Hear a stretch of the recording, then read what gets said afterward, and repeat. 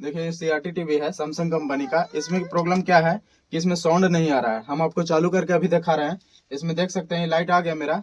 थोड़ा सा आगे से दिखा दीजिएगा। ये आगे टीवी में किस प्रकार से सोल्व किया जाता है, थोड़ा पीछे से दिखा दीजिएगा किट पे। ये मेरा सैमसंग कंपनी का किट है CRT टीवी का। इसमें क्या प्रॉब्लम है, ये लगा हुआ है साउंड का, यहाँ पे लगा हुआ है लेकिन साउंड ये दे नहीं रहा है।